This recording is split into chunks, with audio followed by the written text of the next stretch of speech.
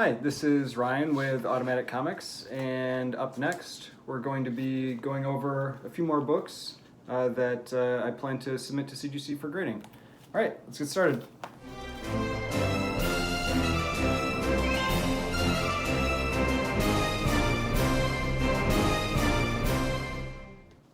Hi, so before we get started, please remember to hit that subscribe button, and if you'd like to see more content like this, and that like button if you find this video enjoyable or useful. So like I said, I've got another set of books that I'm going to be evaluating for submission to CGC. I reduced the number this time to 4 books to try to shorten the length of the video a little bit. So the 4 that I'll be reviewing are Detective Comics 359, which is the first appearance of Batgirl. Then Green Lantern 76, which is largely regarded to be the first Bronze Age book. I also think it's just one of the best covers that's ever been done. It's a Neal Adams cover. Then we've got Amazing Spider-Man number 252, which is tied with Marvel Team Up 141 as the first appearance of the Black Suit, which has been real popular. It's always been a popular book, but even more so lately with all the focus on Venom and King in Black and all that stuff. And then the last one here is Amazing Spider-Man number 42, which is the first time that you see Mary Jane's face. I believe it's also the second appearance of the Rhino. His first appearance is 41. And so this one has a real unique flaw to it, where I've shown it in a prior video where it's missing the bottom staple, but it was a manufacturing defect. But yeah, so those are the 4 books that I'll be evaluating, and I'll turn the camera around and we'll get started. Okay, so like I said, the first book that we're going to review is Detective Comics number 359, which is the first appearance of Batgirl. I believe it's a pretty nice mid-grade copy. So like I mentioned in the prior video, what I like to do is I'll start with the spine. And so you can see here, if we start going along the spine, there are a fair number of spine ticks. So we've got at least 1, 2, 3, 4, 5. Big one here, 6, quite a few here, maybe 7, 8, 9, 10, 11, 12, 13, 14, 15, 16, 17, 18, maybe a little damage down here at the corner too, 19. Now, in addition to that, there's a crease here that runs from just about the top of the page down to the bottom of the E. So that crease is about 2 to 2.5 inches long. Then we've also got, another crease here, a little bit of color break here. So total, so far we can see maybe about 3 inches or so of creases. Then we'll go along the bottom of the book. The bottom of the cover looks real nice. The corner, a little blunt, but nothing that's out of the ordinary for this type of graded book. We've got a finger crease here, a reading crease. It's maybe about 1/2 inch, 3/4 of an inch. This upper corner has a little color break there. And then the top of the book looks nice. Overall, you can see the colors on the book present, relatively well. It's a pretty clean front cover. And then when we look at the back cover is also, it's really clean. There's a little bit of what's called either a dust or a sun shadow along the top here, which is caused by when you have multiple books that are stacked on top of each other for very long periods of time, decades, and they'll get these little kind of, we call them shadows here. And they actually surprisingly they tend to not have a huge impact on the grade. You can see we've got another dust shadow here. This is not a bend, it's a dust shadow. So the edges and the corners and everything on the back cover look really nice. And here's another one. I always think these dust shadows are pretty cool because you can just think of how long a book was sitting on top of this book exposed. just years and years to get that that effect. So overall, the back looks really nice. Maybe a little bit of a cleaning, but no major defects. Just really the only things are these shadows.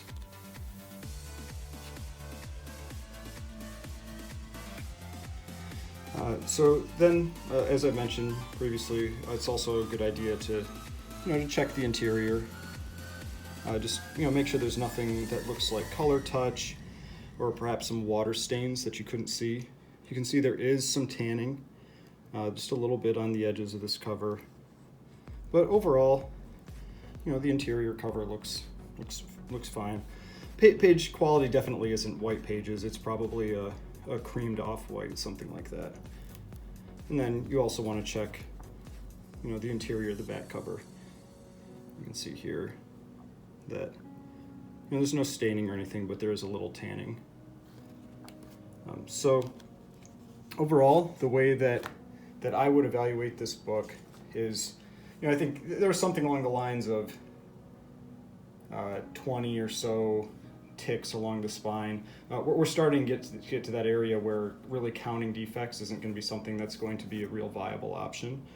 But you got about 20 ticks along the spine, and you've got maybe 3 or 4 inches total, maybe 4 inches total of creases. And so, like I've mentioned before, what I like to do is I tend to use the methods that are used by ETA Nick.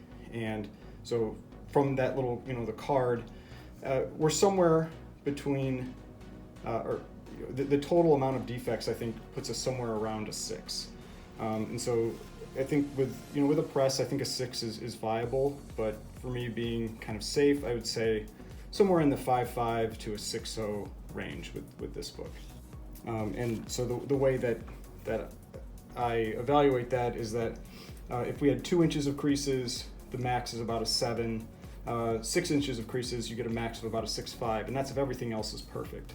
But like I mentioned before, we already have enough spine ticks to get it down to probably a 7 or so if everything else was absolutely perfect. And so adding that all together, again, this is where it kind of comes to a experience on seeing similar books, and that's where I come to something around a 5.5 to a 6. Okay, so the next book we're going to look at is Green Lantern number 76. And this one, I mean, I'll be honest, I don't even really like handling this book very much, because it's a pretty high grade book, and it starts to get very expensive once you get up around the 7.5 and then get into the 8.5 or 9 range with this book. So we'll start looking at the spine, and let's see if we can get the lighting right. So moving along that spine, it's a pretty clean book. So we've got, there's a little bit of color rub along it, but for the most part it's pretty nice. So we've got 1 spine tick, maybe 2, 3 spine ticks, 4, 5, 6, 7, 8, 9, and a little corner blunting here, 10. And we'll move along the top edge. Top edge looks really nice. Maybe a little corner blunting. There's some non-color breaking bends like you can see here, but nothing that can't be handled with a press. So we'll say maybe 11 defects.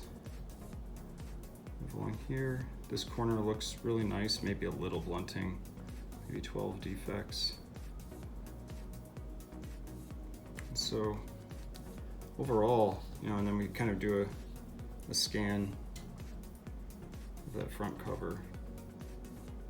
You don't see any other real defects there. There's a little bit of color rub here,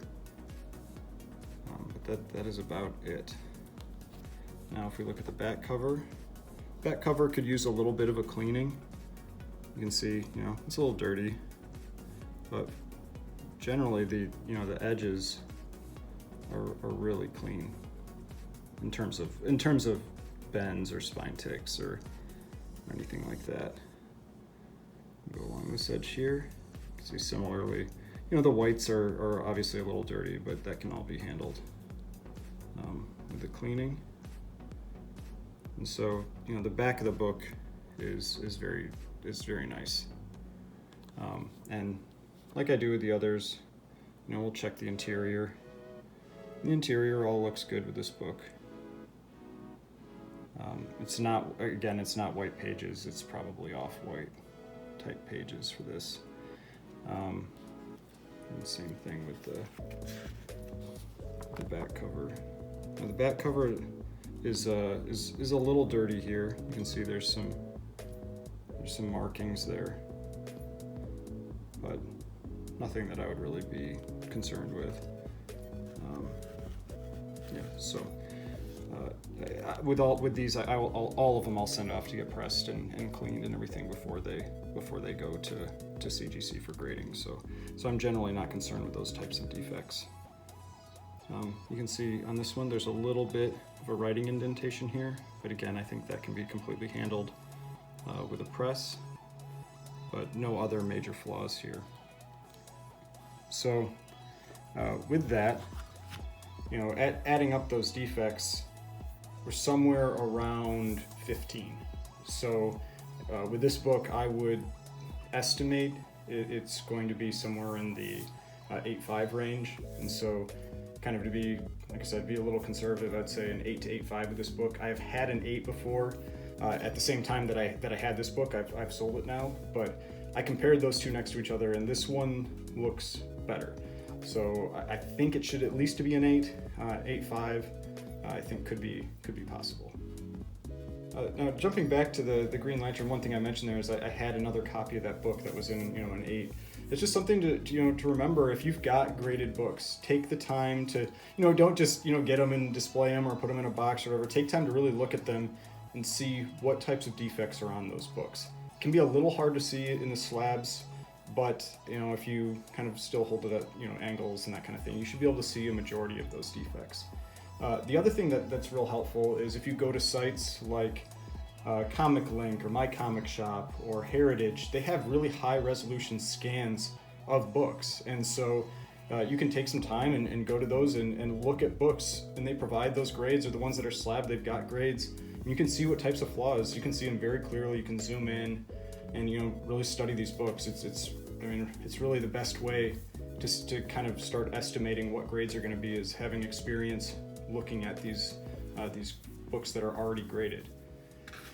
So the next book I have here is the Amazing Spider-Man number 252, and this one is a newsstand copy because it's got this, you know, this barcode here instead of a picture of Spider-Man. This is a book that, for me, I personally wouldn't send it in to get graded unless it's going to be a very high grade. You know, this is just something, and I'll probably make another video about this, about kind of some buying and selling tips. And there are certain books that, if your purpose of getting it graded is to sell it, you really need to think about if it's worthwhile to get that book graded or not. There are some books like this one, Amazing Spider-Man 252, X-Men 266, First Gambit. Some of these books, they will actually command a better value ungraded. And it's very confusing, but, you know, you can see a mid-grade X-Men 266 will only sell for $60-$70, but you can sell it raw for $125, and that's why there are a lot of, I've seen this talked about on different channels before, a lot of dealers will not get X-Men 266 graded because it's really only worthwhile if it's a 9.6 or a 9.8. So just, again, something to think about depending on your reasoning for getting a book graded. So here, 252, we've got, this is a bindery defect at the top, so I don't think it should impact the grade very much. You know, maybe I'll call it maybe 1 point. And then we've got a little defect here, 2 points. Now there's some bend, you can see in the light here. Let's see if I try to get it. There's a bend in this cover, but that can be pressed out. I'm not concerned at all with that. So let's we'll look for spine ticks here. See if I can get better lighting. There we go. So it's a really clean spine. there's really not any defects to speak of, or spine ticks. You know, again, maybe a little bindery defect. Here at the bottom. We'll move along the bottom edge. Bottom edge is really clean. There's a little corner blunting with this corner. And we'll go up the right edge. Everything looks really clean again. There's a little color rub right here. There we go. You can see that upper corner, you know, maybe there's a little, but it's pretty sharp.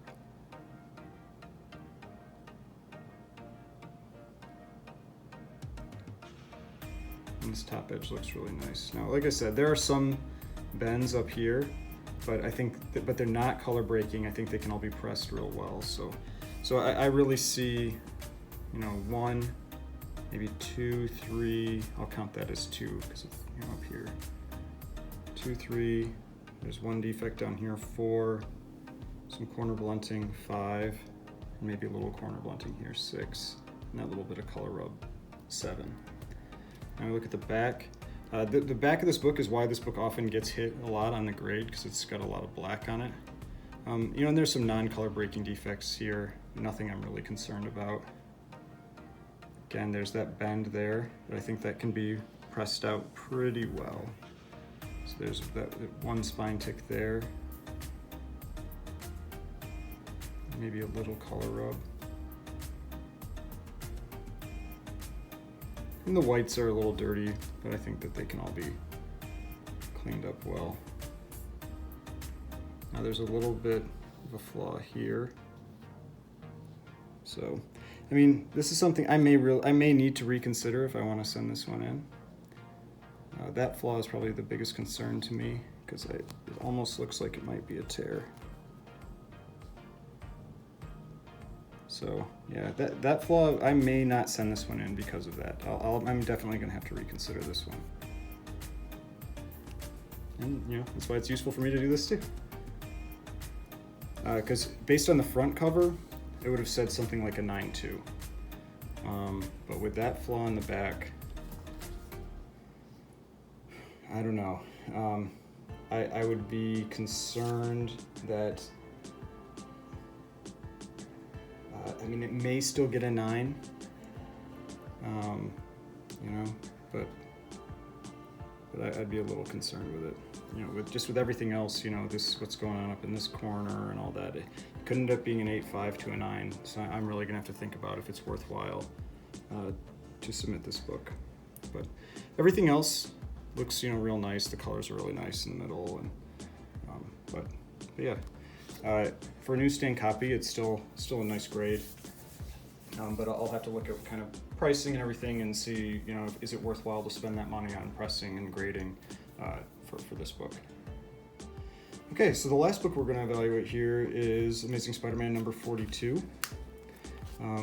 This one I also think it's a pretty high grade copy of this book. All right, so we're going to start with this left edge. You can see, you know, just a little bindery defect at the top. The spine looks really good. We've got 1 spine tick, a little bit of color loss here, 2, 3, 4, maybe 5, 6, 7, 8, you know, and it's just color rub. It's not really spine ticks. It's a little bit of color rub. And a little blunting on this corner. Then we'll go to the top edge.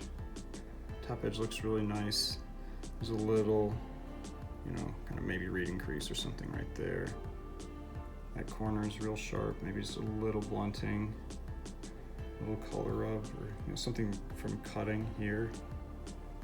That edge looks super sharp. Bottom corner is really nice. Now, the interesting defect on this one is this here. I honestly, I still can't even tell what it is. I can't tell if it's a printer defect or what, but it's not a hole. You know, you can see it doesn't go through. I can't tell what it is, and so I really don't know how it's going to impact the grade. If it's some type of printer defect, it's nothing, but or almost nothing. But if it's color rub or color loss, maybe it could be treated like a small stain. But the rest of the cover looks super clean. It's nice. You can see, all these books, like I said, will be pressed, so I'm not worried about any types of little dimpling or anything like that. In the back cover, so we've got a dust shadow again. So just, it really has very minimal impact on the grade. The back cover could use maybe a little bit of a cleaning, but in general, it's really nice. No major defects, tears. There's a little tanning around the edges here, you can see. That's nothing. I don't think it. Yeah.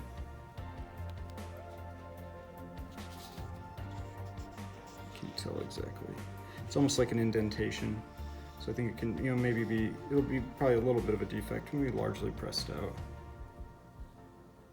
But overall, book looks nice.